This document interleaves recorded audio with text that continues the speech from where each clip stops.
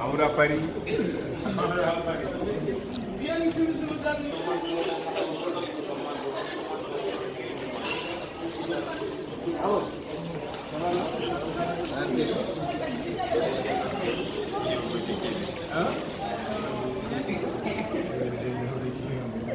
DJ Kiss. Yes. Quelques interviews. Yoro yetima. Yoro. Kombira Orléans. Est-ce que Amadou Sanziat? Amadou Kokulto. Yoro. Kombira Orléans. Orléans. Voilà, on est arrivé.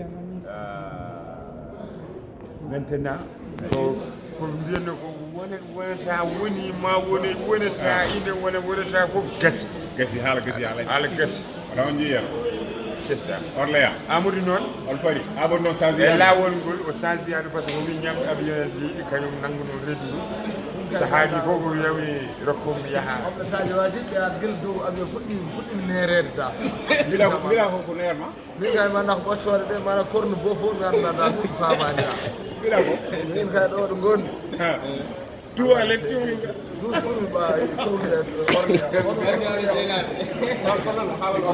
Machallah Orléans nabe rendez-vous bawo jam inshallah rabbi dama so Allah jabi inshallah ma won bi ko ganduda ma won to sey Mantula Jolie aussi Mantula Jolie non Mantula Jolie parce que c'est wona bien 27 comme Chapatal Belgique Paris fofu mu dak Inch'Allah, avec DJ Kiss bien sûr, Maoul, Mabel, Orléans, Garne Pewal, Garne Kewal, Bafon que tu as Powal.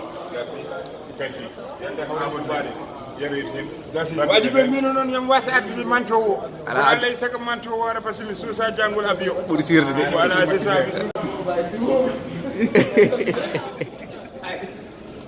ñu la tej be batama haydara be ngul ko holli dem yero tata be nyaay hakilo ahan kay ala wala ci tom ahan kay ngeen har sabal do wadi to torde samana de ko